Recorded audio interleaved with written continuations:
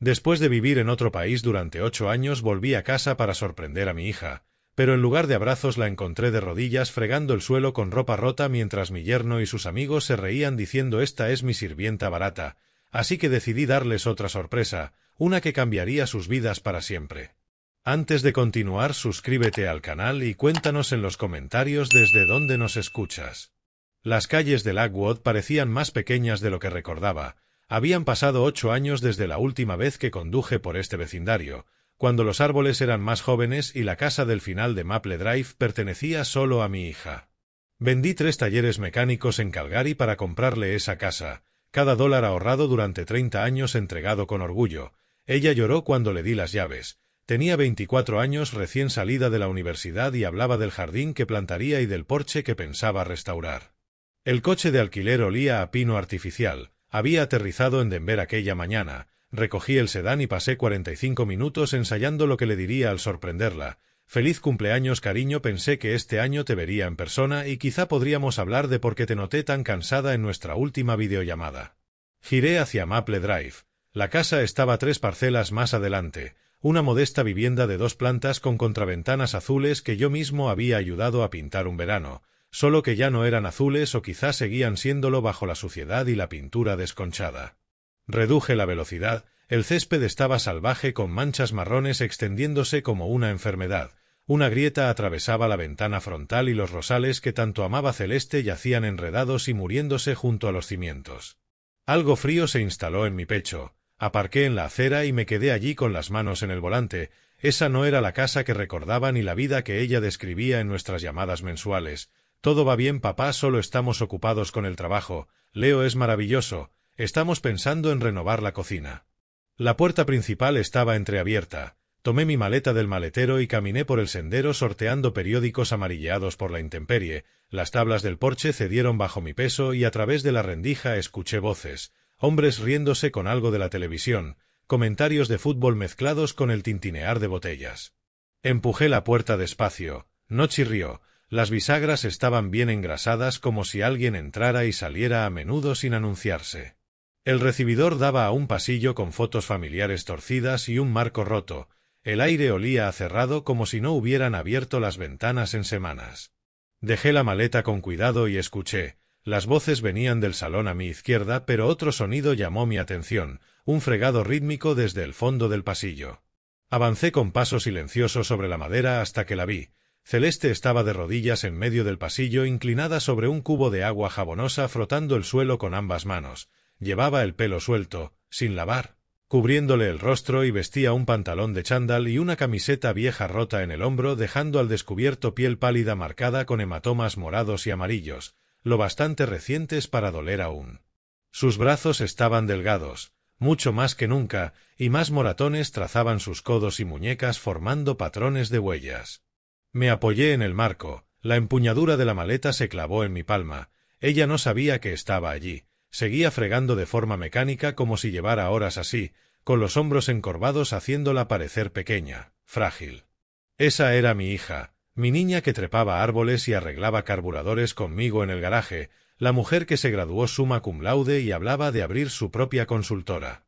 Desde el salón una voz masculina cortó el aire con burla. «Te has dejado una mancha en la esquina, cariño. ¿Tengo que enseñarte otra vez a limpiar bien?» Otra voz más joven se unió riendo. «Tío, la tienes bien entrenada». La primera voz volvió más alta y llena de desprecio. «¿Qué puedo decir? Algunas personas nacen para servir. Más rápido, mi ayuda barata, tengo invitados y no has limpiado esa mancha». Celeste se estremeció y movió las manos más rápido sobre un suelo ya impecable. «Lo intento», susurró tan bajo que apenas la oí. «Lo siento». Mi mundo se redujo a ese pasillo, a mi hija de rodillas, a los moratones bajo la ropa rota y a la forma en que pedía perdón a alguien que la trataba como nada. Le di esta casa. Conocí a Leo 2 veces por videollamada y sonreí cuando se casaron. Envié dinero cuando dijeron que necesitaban ayuda para reparaciones y la creí cuando decía que todo iba bien. Mis nudillos se apretaron en la empuñadura. La ira que me recorrió fue fría y quirúrgica, la furia de un padre que falló en proteger a su hija, la certeza de que la había dejado en manos de un monstruo. Di un paso y la tabla crujió. Celeste levantó la cabeza con los ojos muy abiertos, no de alegría sino de puro terror. Papá dijo con la voz rota mientras dejaba caer el trapo y se levantaba para acercarse con las manos alzadas como intentando detener un choque. ¿Qué haces aquí? Por favor, vete, por favor. Su rostro era peor que sus brazos. Un hematoma le cruzaba el pómulo izquierdo con bordes verdosos y centro negro púrpura. El labio inferior estaba partido y cicatrizando. Sus dedos temblaban al tocarme. Celeste, dije más duro de lo que quería, ¿qué es esto que te ha pasado? Ella negó frenéticamente mirando hacia el salón. No puedes estar aquí, debes irte ahora mismo, te llamaré luego, te lo explico, solo por favor, ¿quién demonios eres tú? Miré detrás de mi hija y vi a un hombre en la entrada del pasillo con una botella de cerveza en una mano y la otra rascándose el pecho bajo una camiseta blanca manchada, alto quizá 1,90 m, de cuello grueso y esa arrogancia casual de quien nunca ha sido desafiado. Me miró como si fuera un vendedor perdido. ¿Alguien te invitó a mi casa? Avanzó dejando la botella sobre la mesa del pasillo. Detrás aparecieron dos hombres más mirando desde la puerta del salón. Me moví para colocarme delante de Celeste. ¿Tu casa? Soy Porter Hudson, el padre de Celeste. Algo pasó por su expresión, reconocimiento, cálculo y luego una sonrisa lenta y cruel. Al famoso padre de Canadá, dijo alargando famoso como si fuera un chiste. Por fin apareces. Viejo, esta es mi casa ahora, mi esposa, mis reglas. La forma en que dijo mí me revolvió el estómago como si ella fuera propiedad, como si la casa que yo compré con 30 años de trabajo fuera suya en cuanto le puso un anillo. Tu esposa tiene moratones, dije con voz baja controlada. ¿Quieres explicarme eso? Él se rió de verdad y luego avanzó hasta quedar tan cerca que pude olerle la cerveza. ¿Quieres explicar tú que has entrado en mi casa? Eso es allanamiento, viejo. Henry dijo mirando a uno de sus amigos, llama a la policía, tenemos un intruso. Papá, por favor, suplicó Celeste tirando de mi brazo, vete, está bien, todo está bien. Me giré hacia ella y la desesperación de sus ojos me golpeó más fuerte que cualquier palabra de Leo. No estaba pidiéndome ayuda, sino rogándome que la dejara allí con él. ¿Bien? Dije incrédulo, mírate. Leo se movió rápido para ser tan grande. Me agarró del brazo y me empujó hacia la puerta con tanta fuerza que a mis 64 años me hizo tambalear. Me sostuve en el marco. Ella dijo que te fueras, gruñó con la cara a centímetros de la mía. Esta es mi casa, viejo, los papeles llevan mi nombre y si no quieres problemas reales, lárgate ya. Podría haberle golpeado y una parte de mí quería hacerlo, pero eran 3 contra 1 y sabía cuando las probabilidades eran malas. Además necesitaba entender contra qué estaba luchando. Miré a Celeste. Estaba en el pasillo abrazándose a sí misma sin mirarme. Ya veremos de quién es esta casa, dije en voz baja. Leo me empujó fuera, me sostuvo en el porche, cerró la puerta de un portazo y echó el cerrojo.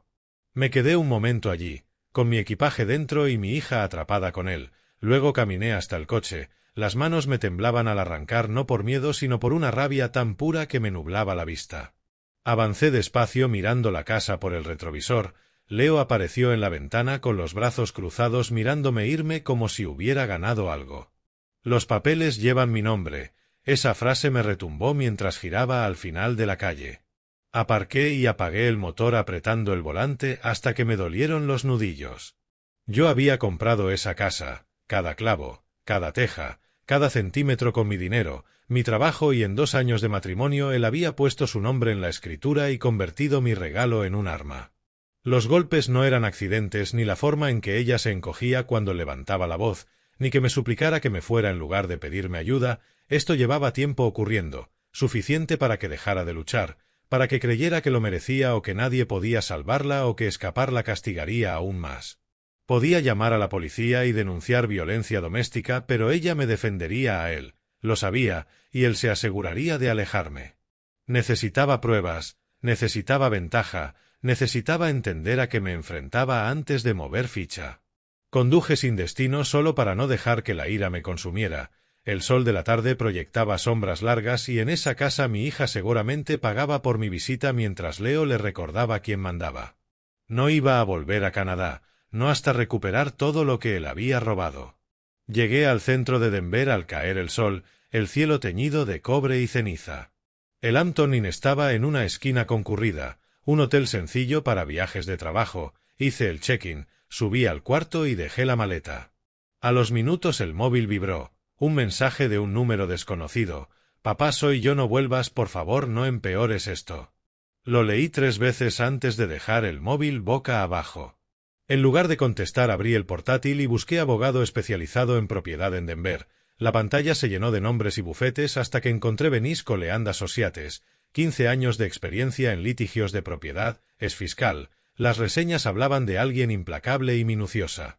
Envié un correo a las 8:30 de la noche. Necesito una consulta urgente sobre fraude de propiedad y violación de escritura de donación. Pagaré la tarifa estándar. Por favor, responda cuanto antes. Mientras esperaba, compré una libreta en una gasolinera y anoté todo sobre la compra de la casa 10 años atrás, la escritura de donación, la firma en la notaría, la cláusula que mencionó el agente sobre uso solo residencial y ocupación familiar. Busqué en mi correo hasta que encontré un PDF del 2015 con la escritura y la imprimí en el centro de negocios del hotel. Bajo luces fluorescentes leí la cláusula en la página 2. La propiedad debía usarse solo como residencia familiar principal, prohibido uso comercial, alquiler o uso como aval sin permiso del donante. Lo había olvidado, pero ahora era una ventaja. Mi teléfono sonó. Un correo del despacho de Venice. La señora Cole puede verlo mañana a las 9. Traiga toda la documentación. A la mañana siguiente subí al piso 23 de una torre de cristal. Su oficina tenía ventanales y un escritorio de caoba. Ella rondaba los 40, pelo oscuro recogido, traje gris impecable. Señor Hudson, dijo estrechándome la mano, cuénteme qué tenemos entre manos. Le entregué la escritura, se puso las gafas y la leyó hasta fruncir el ceño. El nombre de su yerno no está en la escritura original, dijo. Lo añadieron hace 2 años tras la boda. ¿Consintió usted eso? No lo supe hasta ayer.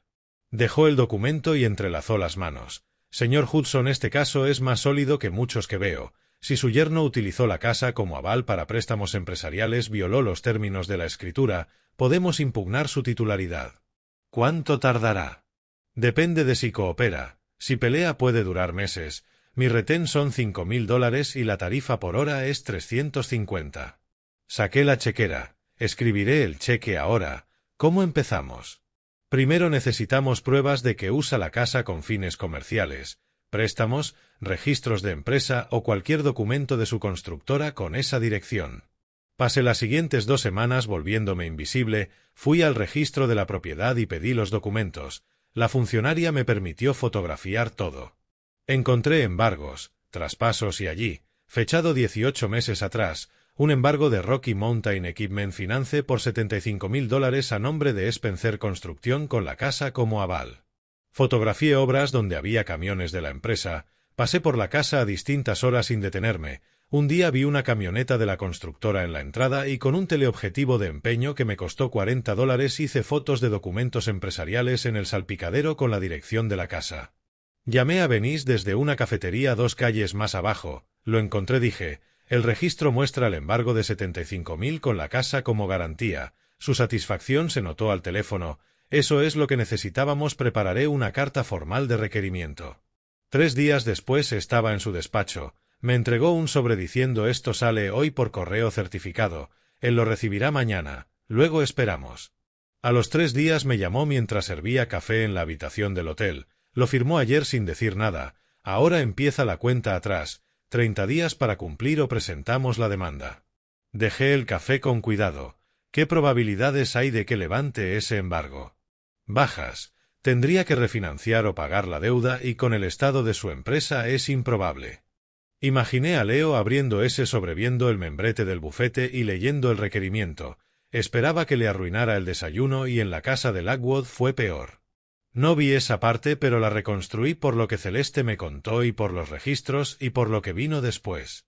Leo abrió el certificado en el salón. Henry estaba a su lado bebiendo cerveza aunque apenas eran las 10 de la mañana. Leo lo leyó una vez, se rió y lo dejó caer en la mesa. Tu padre es patético, le dijo a Celeste que fregaba los platos. Cree que puede amenazarme. Esta es mi casa. He trabajado en ella. Él te abandonó 8 años y ahora quiere hacerse el héroe. Celeste se secó las manos en una toalla y dijo en voz baja: quizá deberías hablar con un abogado. Tengo abogado, respondió Leo agitando la carta con desprecio.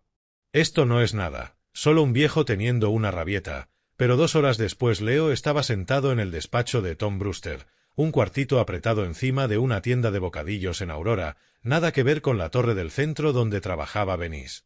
Tom rondaba los 50 y tantos, con entradas, corbatas manchadas de café y el perfil típico del abogado que lleva contratos de pequeñas empresas y multas de tráfico. Leyó la carta 2 veces. El gesto se le fue agriando. Leo, esto no es nada, había dicho. Si la escritura original tenía condiciones y las incumpliste, ellos pueden tener un caso. ¿Cuándo pusiste la casa como aval? Hace 2 años. Necesitaba equipo. La casa está a nombre de los dos. Tengo todo el derecho. ¿Tu esposa sabía que la estabas usando como garantía? Leo se quedó callado. Luego soltó: ¿y eso qué importa? Tom se recostó en su silla que chirrió. Importa porque habla de intención. Mira, tienes que cumplir con este requerimiento o prepararte para pelear, y las peleas son caras. Durante los siguientes 10 días Leo intentó cumplir. Entró en la cooperativa de crédito Mountain State con su mejor camisa abotonada, recién afeitado. Intentando proyectar la seguridad de un contratista de éxito, se sentó frente a Patricia Sánchez, una gestora de préstamos de mirada amable y 15 años de experiencia detectando malos riesgos. Le deslizó su solicitud de refinanciación por la mesa. Ella la revisó y su expresión pasó de neutral profesional a algo casi apenado. Lo siento, señor Spencer, dijo, con su nivel actual de deuda y los retrasos recientes en los pagos no podemos aprobar una refinanciación de este tamaño. Leo se inclinó hacia adelante. Pero tengo aval. La casa vale 450.000. El problema no es el aval, es su capacidad de devolución. Su empresa muestra flujo de caja negativo en los 2 últimos trimestres. Probó con 2 bancos más, luego otra cooperativa y después un prestamista depredador que le ofreció un interés del 15% en un préstamo que tampoco podría pagar aunque se lo concedieran, cosa que no hicieron. Spencer Construcción se estaba ahogando en deudas, $180.000 repartidos entre préstamos para maquinaria, facturas a proveedores sin pagar y 3 tarjetas de crédito empresariales reventadas. Leo llevaba 6 meses haciendo malabares con los pagos, desvistiendo a un santo para vestir a otro y manteniendo la operación a base de pura testarudez y una contabilidad cada vez más creativa. La carta de requerimiento le había quitado la alfombra de debajo de los pies. 2 semanas después de recibirla, tarde un jueves, sonó mi teléfono, número desconocido. Casi no lo cojo. Papá. La voz de Celeste era apenas un susurro. De fondo oí agua correr, un grifo abierto al máximo. Celeste. Me incorporé en la cama con el corazón acelerado. ¿Estás bien? Por favor. Su voz se quebró. Solo para. Está rompiendo cosas. Está gritando. Por favor. Celeste, esto lo estoy haciendo por ti. Ahora no lo ves, pero no lo entiendes. Se oyó un golpe al fondo. La voz de Leo apagada pero furiosa. ¿Con quién estás hablando? Tengo que colgar. La línea se cortó. Llamé de inmediato. Saltó directamente al buzón. Me quedé de pie en la ventana del hotel apoyando la frente en el cristal frío, mirando las luces de Denver extendidas debajo de mí como una placa electrónica. En algún punto de esa ciudad, en la casa que compré con cada dólar ahorrado, mi hija estaba aterrorizada por mi culpa, por lo que yo estaba haciendo, pero si paraba ahora se quedaría atrapada para siempre. Abrí el contacto de Venice. Era pasada la medianoche, pero le escribí de todos modos. Seguimos adelante. Presentamos la demanda en cuanto se cumplan los 30 días, sin retrasos. La respuesta llegó en segundos. Entendido. Dejé el móvil en el alféizar y volví a mirar la ciudad. Mi reflejo me miraba desde el cristal oscuro. Un hombre de 64 años que un día creyó que comprarle una casa a su hija la mantendría a salvo. Al otro lado de la ciudad, en esa casa que pagué con 30 años de trabajo, mi hija tenía miedo, pero pronto ya no tendría que tenerlo. Pronto Leo Spencer aprendería qué significa quitarle algo a alguien que sabe cómo recuperarlo. El teléfono del despacho de Venice sonó mientras revisábamos la demanda de reversión de la escritura. Ella miró la pantalla y su expresión cambió. No era alarma exactamente, más bien la concentración tensa de quien reconoce un problema. ¿Qué pasa? Pregunté. Me giró el móvil. Tu yerno acaba de solicitar una orden de alejamiento. Leí la notificación 2 veces. Leo Spencer contra Porter Hudson. Petición de orden de restricción, alegaciones acoso, amenazas, irrupciones no deseadas en el hogar familiar. Está intentando dejarte fuera, dijo Venice dejando el teléfono. Movimiento inteligente en realidad. Si consigue esa orden no podrás acercarte a la casa mientras litigamos la escritura. ¿Puede ganarla? Depende de las pruebas que presente. ¿Le amenazaste de alguna forma en vuestra discusión? Pensé en aquel momento en la puerta, le dije que ya veríamos de quién era la casa, nada más. Eso es lo bastante vago, lo pelearemos. Abrió su calendario, vista fijada para finales de abril, 3 semanas, hasta entonces mantente lejos de la propiedad. Pasé esas 3 semanas preparándome, si Leo quería jugar a la defensa yo seguiría atacando por otros frentes. La oficina del catastro del condado de Jefferson estaba en un edificio gris sin encanto junto a la autopista 6. Aparqué en el parking público y pasé 2 horas delante de un terminal en la sala de archivos navegando por las bases de datos de impuestos de propiedades. La información estaba allí, a la vista de cualquiera que quisiera mirar, historial de pagos, valoraciones, embargos. La casa de Lakewood tenía $8.500 en impuestos atrasados, 2 años sin pagar. Leo no había abonado ni un céntimo desde que se puso como propietario. Esa noche escribí una carta anónima en el hotel, simple y factual. La propiedad en tal dirección tiene impuestos impagados por un total de $8.500. Propietario Leo Spencer, número de identificación catastral tal. La envié desde una oficina de correos en Aurora a la mañana siguiente. Luego centré mi atención en las deudas de la empresa de Leo. Los registros públicos mostraban a Spencer Construcción LLC con embargos de varios acreedores. Hice una lista, busqué contactos y empecé a llamar. Jim Reese era dueño de Denver Building Supply, un almacén en Commerce City. Me recibió en su despacho atestado, rodeado de catálogos y facturas apiladas en estanterías metálicas. Tengo entendido que Leo Spencer le debe 85.000, dije. Jim se recostó en su silla que crujió. Las noticias vuelan. Sí, me debe, lleva 4 meses de retraso. He amenazado con demandar, pero los abogados cuestan dinero y Spencer probablemente ni tenga de dónde cobrar. Quiero comprar esa deuda. Alzó las cejas. ¿Y por qué iba a querer hacer eso? No está pagando. Tengo mis razones, le doy 60.000 en efectivo. Es algo así como 70 céntimos por dólar hoy mismo. Jim me estudió calculando. Sabe que seguramente seguirá sin pagar. Ese será mi problema, no el suyo. ¿Tenemos trato? Se lo pensó medio minuto y sacó una carpeta. Voy a preparar el papeleo. Hice la misma oferta a Randy Cooper de Mountain Equipment Rentals, 55.000 en deuda. Le pagué 35. Al final de la semana yo era dueño de $140.000 de las obligaciones de Leo Spencer. La vista por la orden de alejamiento tuvo lugar un martes gris por la mañana. La sala era pequeña, apenas una docena de bancos. Leo se sentó con Tom Brewster en una mesa, ambos con trajes arrugados que habían vivido días mejores. Venice y yo ocupamos la otra. La jueza Sarah Matthews presidía. Una mujer seria de unos 50 con gafas colgadas de una cadena al cuello, revisó la petición mientras esperábamos. Señor Brewster, dijo al fin, su cliente alega acoso y amenazas. Exponga sus pruebas. Tom se levantó ajustándose la corbata. Su señoría el señor Hudson apareció sin invitación en casa de mi cliente, hizo comentarios amenazantes y desde entonces ha iniciado una demanda frívola diseñada para acosar a mi cliente y a su esposa. La jueza me miró por encima de las gafas. Señor Hudson, ¿es cierto que entró en la casa sin invitación? Me puse en pie. Sí, su señoría. Para sorprender a mi hija en su cumpleaños, la encontré herida y asustada. Venice se levantó a mi lado con toda naturalidad. Su señoría, tenemos fotografías tomadas ese mismo día que muestran moratones significativos en el rostro y los brazos de la señora Spencer. La preocupación del señor Hudson era legítima.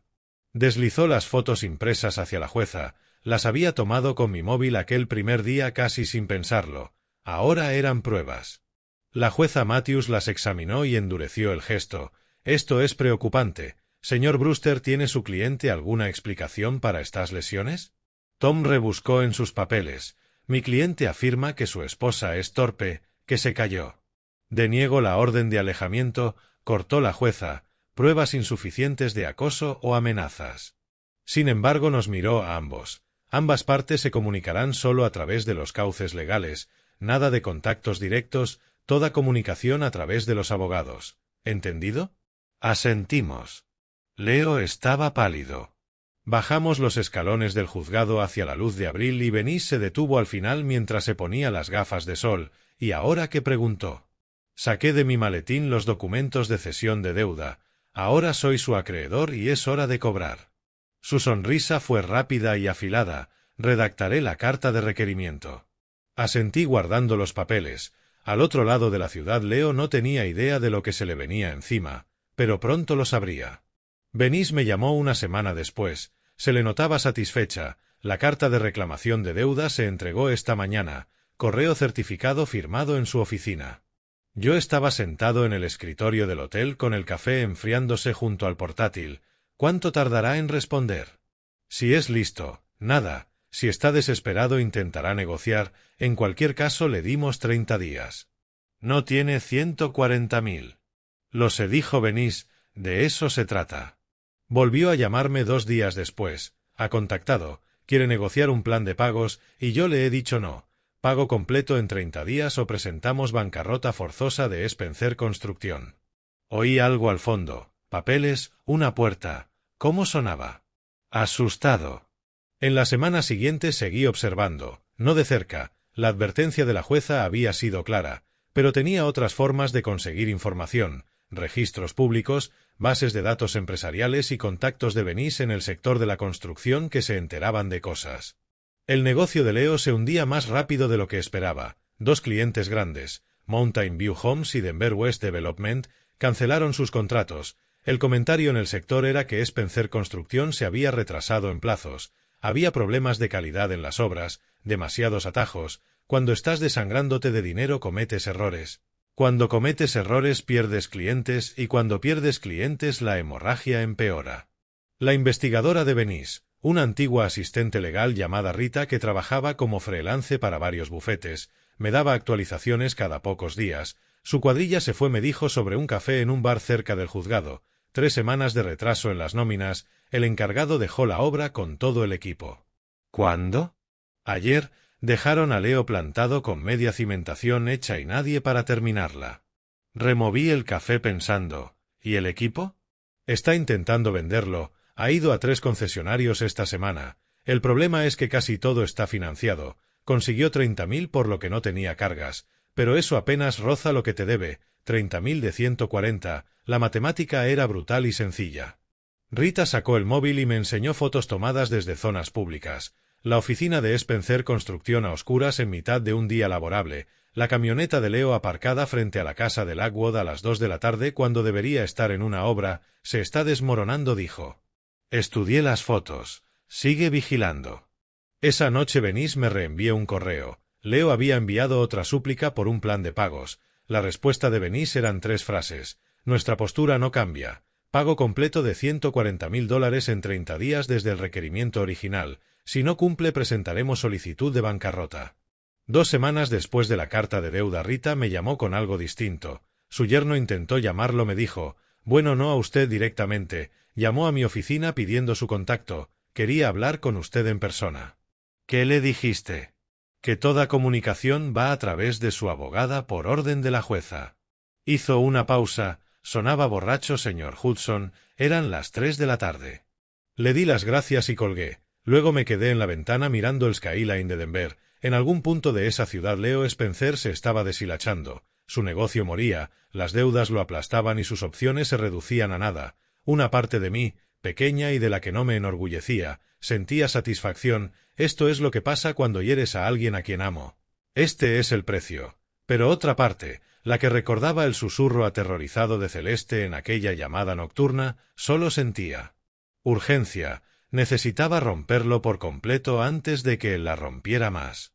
Rita me envió un último informe a finales de abril. Había estado aparcada cerca de la casa de Lockwood a una distancia prudente, sin violar la orden, y fotografió a Leo y Henry saliendo juntos sobre las 10 de la noche, tambaleándose un poco. Fueron a un bar 3 calles más allá, un tugurio llamado The Dusty Boat.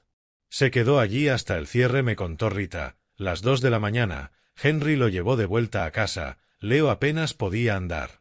A la mañana siguiente ella volvió y habló con el camarero. Le compró una cerveza y preguntó con naturalidad. Él los recordaba. Difícil olvidarlos. Leo había estado ruidoso y amargado despotricando sobre alguien que estaba destruyendo su negocio. Seguía diciendo que alguien había comprado sus deudas. El camarero le dijo a Rita que no paraba de hablar de un viejo que le estaba quitando todo. Su amigo intentaba calmarlo, pero él solo subía el tono. Leí el informe de Rita 2 veces. Leo entendía lo que yo estaba haciendo. Veía el patrón, el desmantelamiento sistemático, sabía que iba a por todo lo que tenía, bien, que lo viera venir. El último día de abril, exactamente 30 días después del requerimiento de deuda, Leo hizo un último intento, llamó al despacho de Benís y ofreció los 30.000 de la venta del equipo más una nota de pago por los 110.000 restantes a 5 años. Benís ni siquiera me consultó, rechazado escribió, presentamos bancarrota mañana. Me acerqué a la ventana de la habitación del hotel mirando hacia las montañas a lo lejos. Las cumbres seguían nevadas, blancas sobre el cielo azul. A Leo Spencer le quedaba una noche antes de que su mundo terminara de derrumbarse y en algún lugar de la casa que compré para mi hija Celeste esperaba, esperando que esa pesadilla terminara, esperando ser libre. Un movimiento más y lo sería. Benís revisaba documentos cuando llegué a su despacho un martes de finales de mayo. La ciudad se extendía tras ella a través de los ventanales, brillante e indiferente. Ha incumplido, dijo sin levantar la vista. Los 30 días vencieron ayer, no hubo pago ni contacto ni nada. Me senté frente a ella. ¿Y ahora qué? Me deslizó un papel. Esto ha llegado esta mañana. El catastro del condado de Jefferson ha puesto un embargo sobre la casa de Lockwood, 8.500 en impuestos sin pagar. Cogí el documento y lo repasé. El condado se había movido rápido tras mi aviso anónimo semanas antes. ¿Cuánto tiempo tiene? 90 días para pagar o la sacan a subasta por impuestos, aunque con la disputa de la escritura en marcha esto complica las cosas.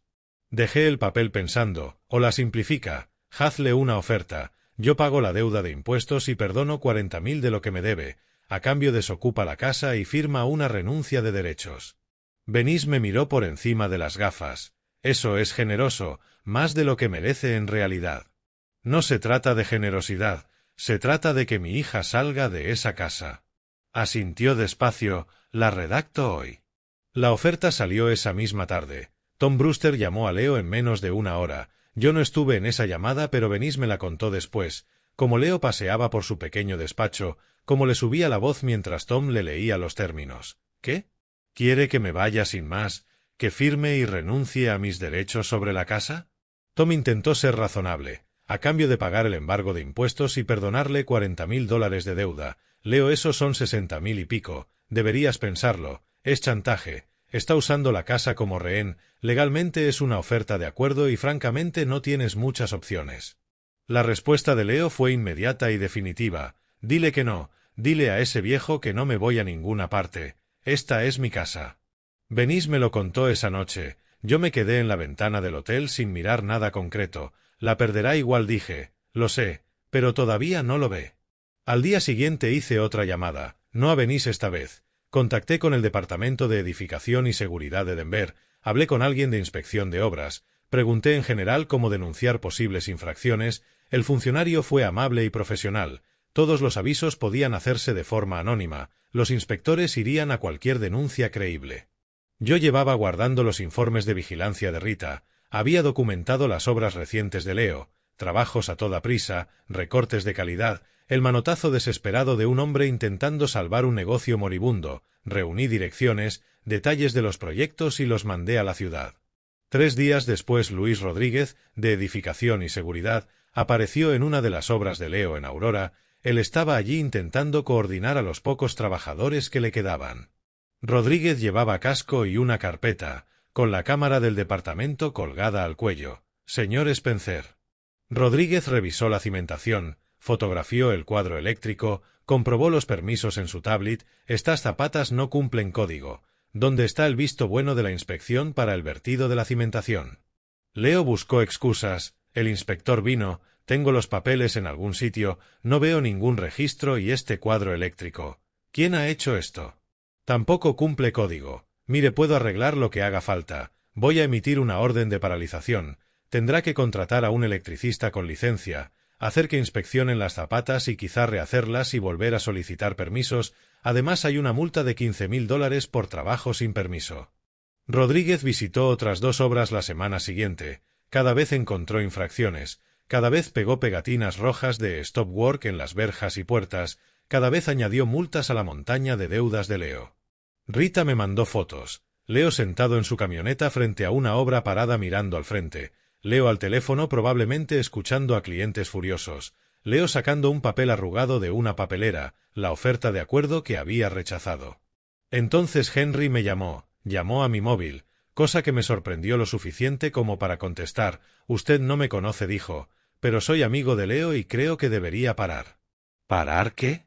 Lo que esté haciendo se está viniendo abajo. Sabe que está detrás de todo, de las deudas, de los impuestos, de las inspecciones, no deja de hablar de usted. Tiene razón, dije, estoy detrás.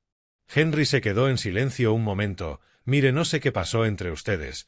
Lo que pasó es que él hizo daño a mi hija durante 2 años. Eso pasó. Otra pausa. No sabía que era tan grave. Ahora ya lo sabes. Colgué. Venise me llamó esa tarde mientras comía comida para llevar en el escritorio de la habitación del hotel. Rechazó la oferta, dijo ella, de forma oficial y por escrito, y esta tarde ha solicitado bancarrota del capítulo 7. Está intentando proteger la casa como residencia habitual. Dejé el tenedor, la comida de repente no sabía a nada. ¿Puede hacerlo? No si demostramos fraude y cómo consiguió poner su nombre en la escritura, necesitaré que Celeste declare. Cerré los ojos. Esa era la pieza que había estado evitando, lo único que no podía orquestar ni controlar. Celeste tendría que ponerse en pie en público frente a Leo y contar la verdad de lo que él le había hecho. Organízalo, dije. La línea quedó en silencio un momento. Porter, ¿sabes lo que le estás pidiendo? Lo sé. Mi voz salió más áspera de lo que quería, pero es la única forma. A finales de junio me había ido del hotel a un pequeño apartamento de un dormitorio en Capitol Hill, nada lujoso, amueblado por el inquilino anterior, un sofá gastado y una mesa de cocina con 3 sillas, pero tenía una ventana por la que entraba la luz de la mañana y costaba menos que el hotel. Estaba conservando recursos. Esta batalla ya me había costado más que dinero. La vista se fijó para el 15 de julio. Venise me llamó 2 semanas antes para decirme que Celeste había aceptado declarar. ¿Cómo sonaba? Pregunté, asustada pero preparada. Venise hizo una pausa. Porter, si se derrumba en el estrado no lo hará. No puede saber eso. Es mi hija, respondí. Lo sé.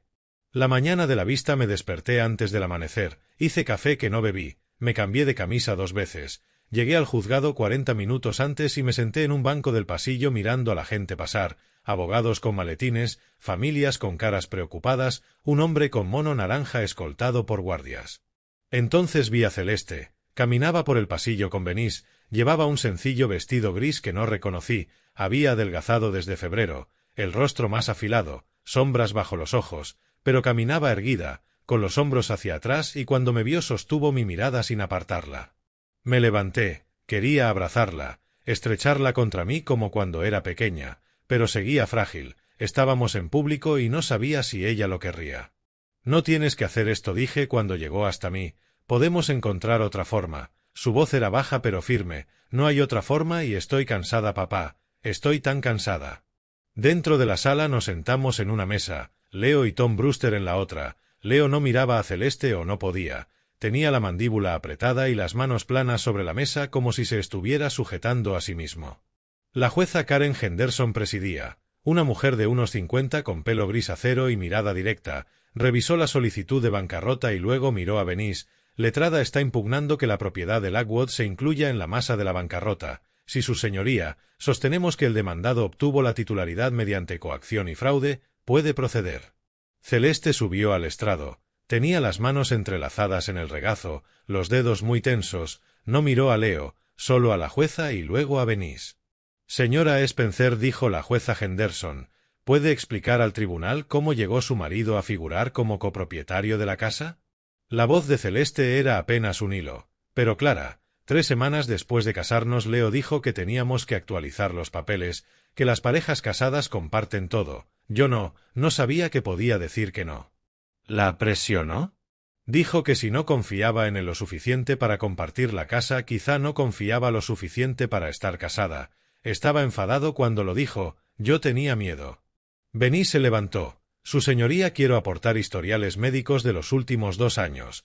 6 visitas documentadas a urgencias, múltiples lesiones que la señora Spencer atribuyó a caídas o accidentes.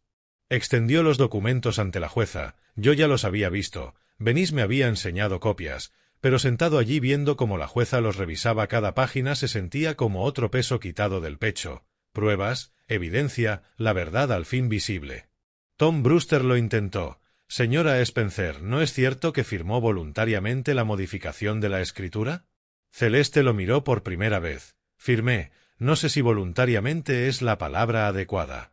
La jueza Henderson seguía repasando los historiales. El gesto se le endurecía más en cada hoja. Estas lesiones son compatibles con violencia doméstica. ¿Quiere el demandado decir algo al respecto? Su señoría, mi cliente sostiene que fueron accidentes. Leo estalló. Se levantó tan rápido que la silla rasgó el suelo. Está mintiendo. Se lo está inventando con su padre. Lo han planeado. La voz de la jueza cortó como una cuchilla. Señor Spencer, siéntese. Un estallido más y le sacaré de la sala. Pero Leo ya no escuchaba. Señaló a Celeste con el rostro rojo. Dijiste que me querías. Dijiste. El alguacil avanzó. Tom le agarró del brazo y lo obligó a sentarse. Leo se dejó caer respirando con fuerza, con los ojos desorbitados.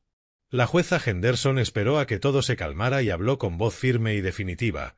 He oído suficiente. La casa de la dirección de Lockwood fue un regalo de Porter Hudson a su hija antes de este matrimonio. La inclusión del señor Spencer como copropietario parece haber sido fruto de la coacción.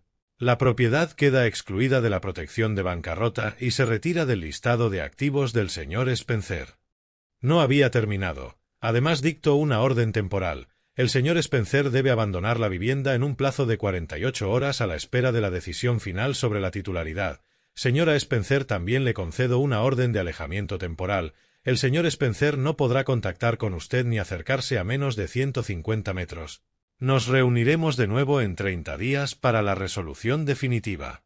Salimos del juzgado juntos, Celeste y yo. Caminó a mi lado en silencio hasta llegar al coche. Cuando abrí la puerta del copiloto por fin habló. Debería haber hecho esto hace 2 años, solo que no veía salida hasta que volviste. La llevé a mi apartamento. No era mucho lo que podía ofrecerle. Un dormitorio, muebles básicos, nada parecido a la casa con la que había soñado, pero era un lugar seguro y ahora mismo eso lo era todo. Aquella tarde Celeste se quedó de pie en mi ventana mirando el skyline de Denver. Las luces empezaban a encenderse al caer la tarde. ¿Qué pasa ahora?, preguntó. Saqué el móvil. Un correo de Venice recibido 10 minutos antes con asunto vista final fijada 15 de agosto. Ahora lo terminamos, dije. Ella se giró hacia mí y por primera vez desde que la encontré de rodillas fregando aquel suelo casi sonrió. Vale, dijo, terminémoslo. La sala estaba más tranquila en la vista final, menos gente en los bancos, menos tensión en el aire, o quizá era yo el que estaba más calmado sabiendo cómo terminaría. Celeste se sentó a mi lado con las manos en el regazo. Había recuperado algo de peso en el último mes, no mucho pero lo suficiente para que la cara ya no se viera tan hundida. Llevaba un sencillo vestido azul marino y el pelo recogido, profesional, serena, nada que ver con la mujer que encontré un día fregando el pasillo. La jueza Henderson entró, nos pusimos de pie y luego nos sentamos. Abrió una carpeta y se colocó las gafas de lectura. He preparado una resolución escrita, dijo con voz clara. Tras revisar todo el testimonio y las pruebas, este tribunal considera que el señor Leo Spencer fue añadido a la escritura mediante coacción y manipulación de la señora Celeste Spencer. La escritura de donación original de Porter Hudson a su hija sigue siendo válida. La reclamación de titularidad del señor Spencer queda anulada. La mano de Celeste buscó la mía debajo de la mesa y me apretó con fuerza. La propiedad situada en la dirección de Lockwood queda restituida a la titularidad exclusiva de Celeste Hudson Spencer. Además, el señor Spencer ha violado la orden de alejamiento temporal intentando contactar a través de un tercero. Este tribunal considera que su conducta demuestra un patrón de control y desprecio por los límites legales. Al otro lado, Leo estaba desplomado en la silla. Su abogado de oficio, Tom Brewster, le había dejado cuando se acabó el dinero y el que tenía ahora parecía querer estar en cualquier otro sitio. Su señoría, dijo el letrado poniéndose en pie, mi cliente desea recurrir la decisión. La jueza ni levantó la vista. Es su derecho. Sin embargo, esta resolución entra en vigor de inmediato. El recurso no suspenderá la ejecución de esta orden. Se levanta la sesión. Fuera del juzgado, Venice se quitó las gafas de sol. No puede permitirse un recurso. Los abogados de oficio no llevan apelaciones. Tendría que contratar a alguien y está en la ruina. Bien, dije. Pero quiero más. Presenta una demanda civil, daños emocionales, gastos médicos, todo. Me miró un buen rato. Eso puede alargarse de 6 meses a 1 año. No me importa. Tiene que pagar por lo que hizo, no solo perder la casa, pagar de verdad. El edificio administrativo del condado de Jefferson impresionaba menos que el juzgado. Hormigón beige, luces fluorescentes, funcionarios tras cristales blindados. Deslicé el cheque de caja por la ventanilla, $8.500. La funcionaria tramitó el pago con los dedos volando sobre el teclado. Son 8.500, le imprimo el recibo. El embargo se levantará en un plazo de 5 días hábiles. Asegúrese de que se inscribe bien, dije. No quiero complicaciones. Sí, señor, con esto el asunto queda saldado. Los impuestos de la propiedad están al día. Doblé el recibo y lo guardé en la cartera, una pieza más despejada. En el despacho de Venice, a finales de esa semana, Celeste firmó la nueva escritura, solo su nombre en la línea, de nadie más. Se me hace raro, dijo con el boli en alto, firmar solo mi nombre, solo el mío. Venice sonrió, no su sonrisa habitual afilada y profesional, sino algo más suave. Así es como debería haber sido hace 10 años. Ahora está bien. Celeste iba sola a terapia 2 veces por semana. Me ofrecía llevarla, pero se negó. Necesito hacer algunas cosas por mí misma, dijo. Así que respeté eso, aunque me aseguré de que tuviera mi número y supiera que estaba disponible. Después de una de las sesiones vino a mi apartamento, hice café y nos sentamos en la mesa pequeña de la cocina. ¿Cómo ha ido? Pregunté. Estaba agotada. Duro. Me ha pedido que hable de todo, pero creo que lo necesito. No tienes que contarme nada. Solo quiero que sepas que estoy aquí. Lo sé, papá. Gracias, dijo en voz baja. La demanda civil avanzó más despacio que el caso de la casa. Venice me mantenía al tanto. Escritos, respuestas, mociones. El abogado de oficio de Leo intentó plantar cara, pero no tenía munición. Los historiales médicos hablaban por sí solos.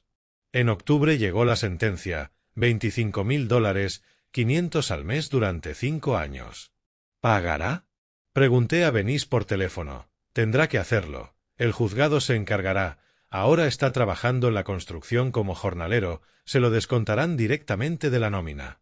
Spencer Construcción quedó oficialmente disuelta. Vi los papeles cuando Venice me los reenvió. Leo había firmado la disolución él mismo, marcando casillas en formularios estatales, poniendo fin a lo que había sido su identidad.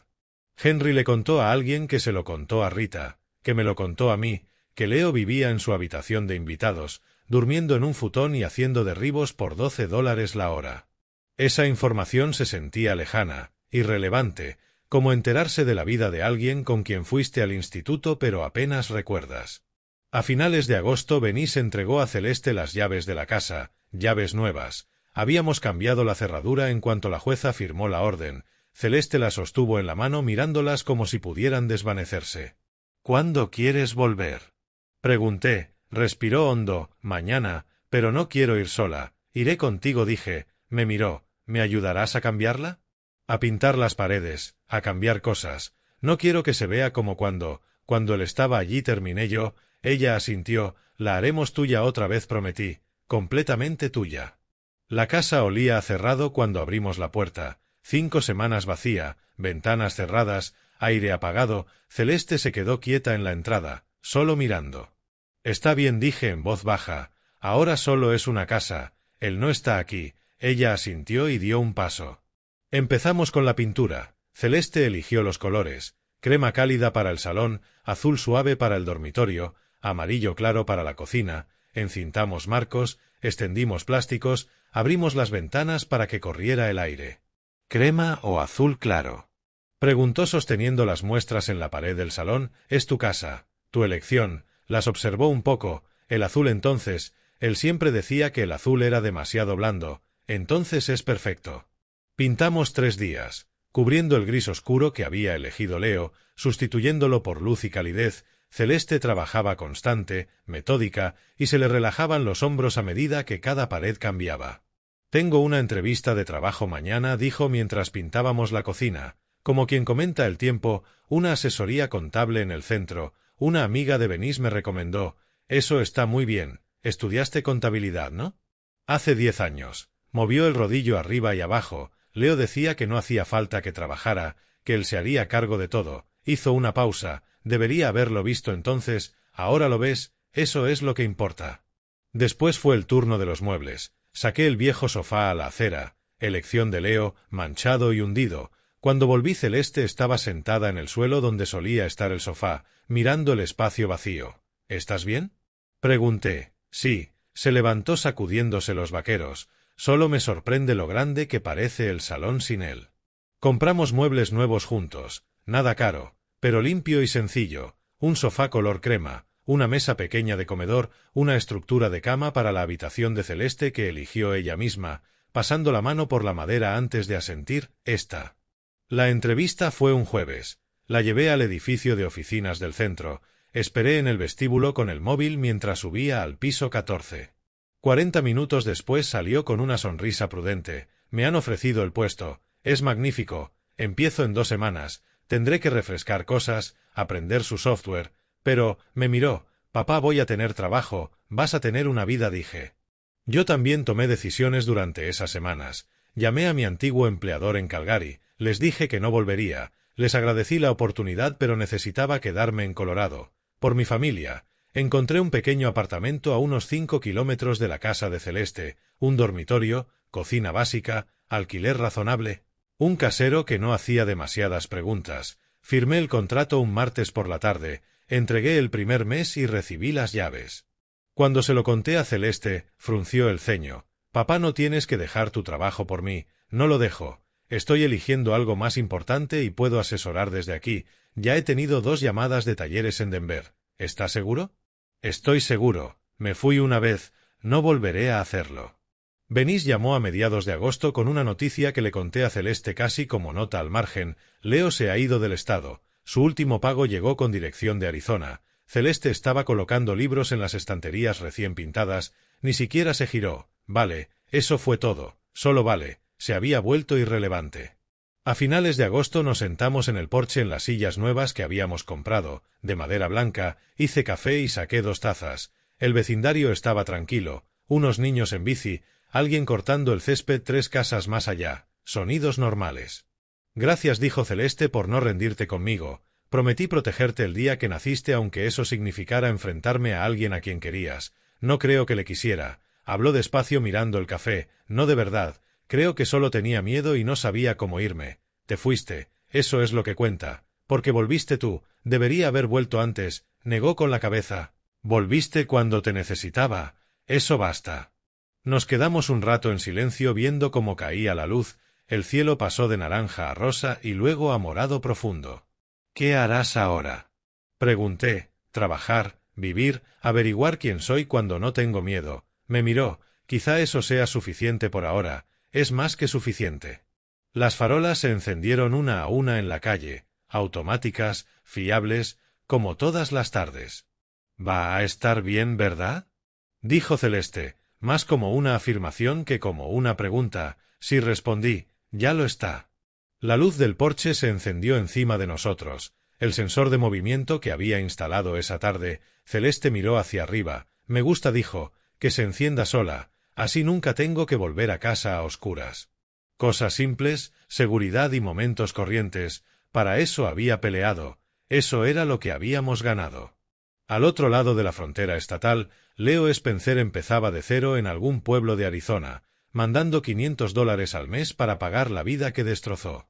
Yo no pensaba en él, Celeste tampoco. Él le había robado 2 años y nosotros le habíamos quitado todo. La matemática no era igual, pero era justicia y a veces eso es lo máximo a lo que puedes aspirar.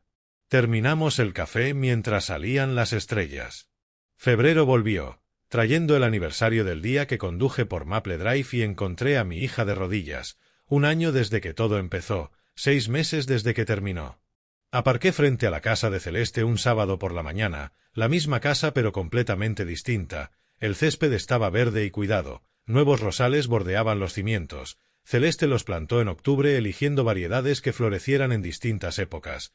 Las contraventanas azules habían sido repintadas, limpias y brillantes contra el revestimiento blanco. La grieta de la ventana delantera ya no existía, sustituida por cristal nuevo que atrapaba el sol. Celeste abrió antes de que llamara, llevaba vaqueros y una sudadera de Colorado State, el pelo recogido en una coleta, se la veía sana, no solo físicamente aunque había recuperado el peso perdido y tenía color en la cara, sino algo más profundo, se parecía a sí misma. Justo a tiempo, dijo, haciéndose a un lado para dejarme entrar. El cambio interior era aún más impactante. Todas las habitaciones habían sido tocadas, cambiadas, renovadas. Las paredes que pintamos juntos ahora tenían cuadros, paisajes, arte abstracto, una foto en blanco y negro de las rocosas. Los muebles que elegimos ocupaban disposiciones que Celeste había ido moviendo hasta que se sintieron correctas. Las estanterías llenas de libros, plantas en las ventanas prosperando. En la cocina colgaba un calendario con su letra clara marcando citas, reuniones de trabajo, terapia los martes y jueves, comida con una amiga llamada Mónica la semana siguiente, un recordatorio para llamar a su padre el domingo. ¿Café?, preguntó. Siempre.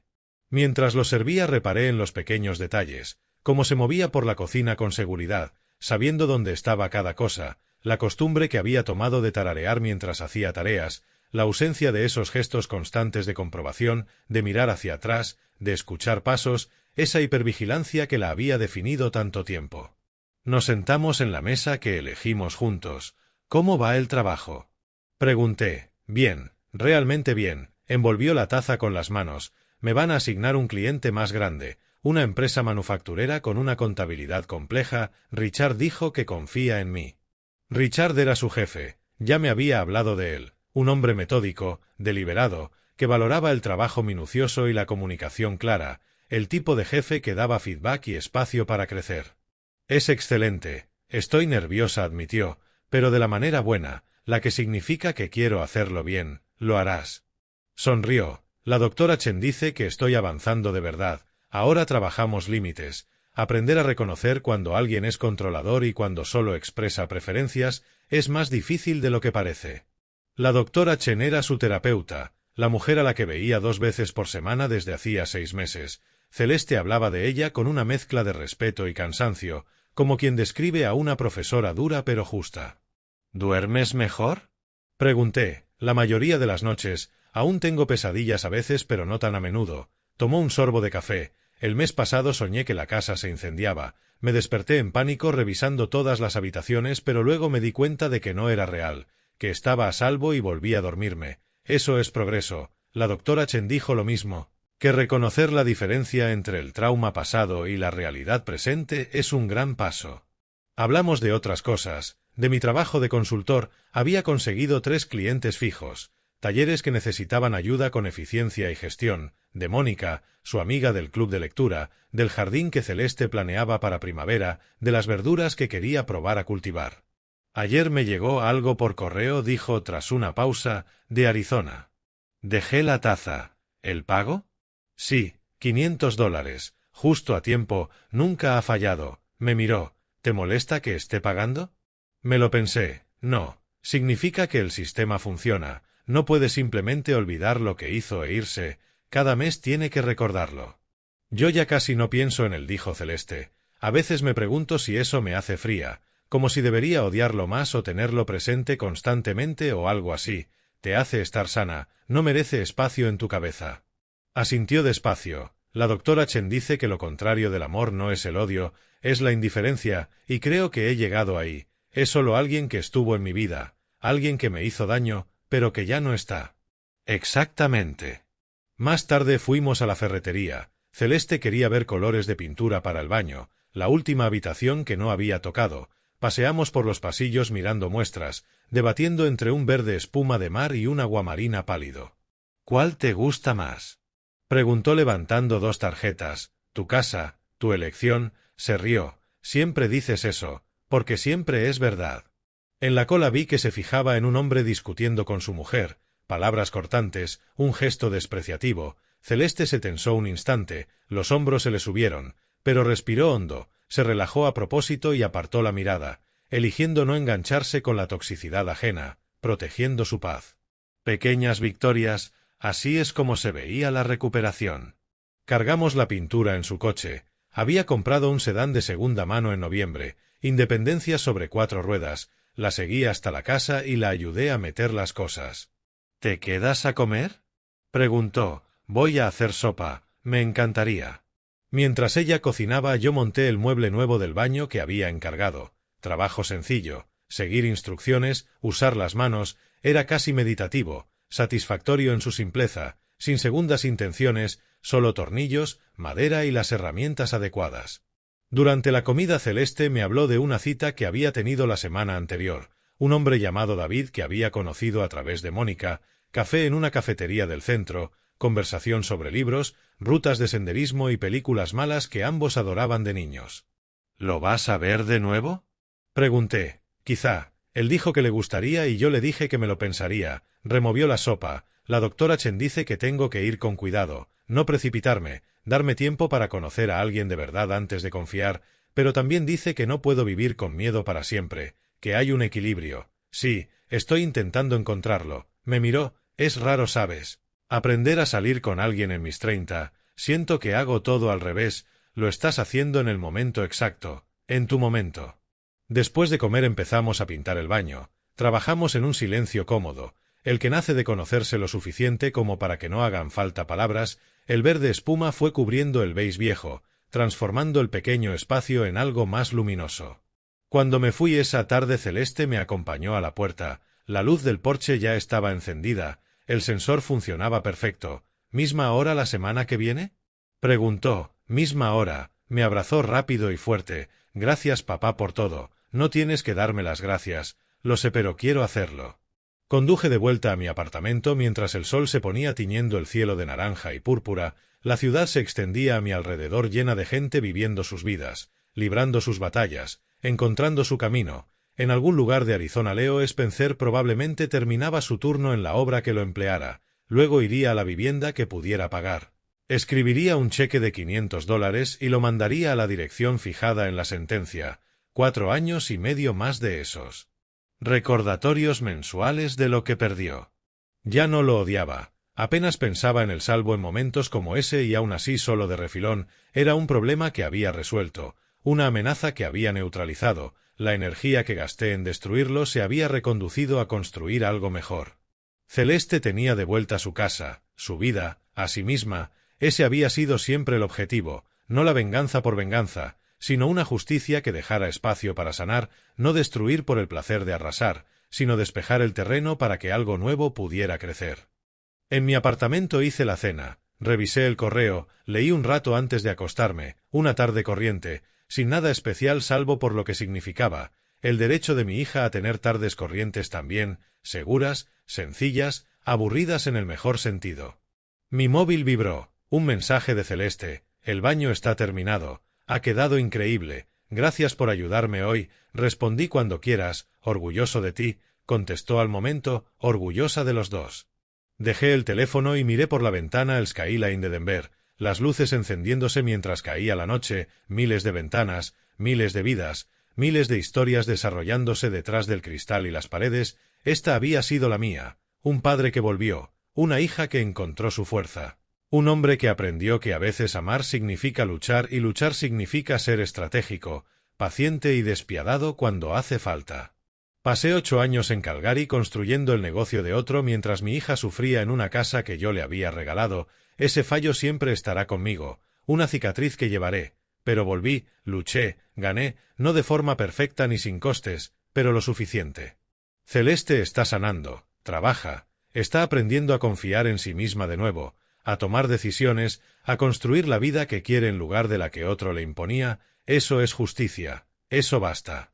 Si esta historia te ha gustado, dale like al vídeo, suscríbete al canal y comparte en los comentarios qué te ha hecho sentir. Para escuchar la siguiente historia haz clic en el recuadro de la izquierda. Gracias por vernos.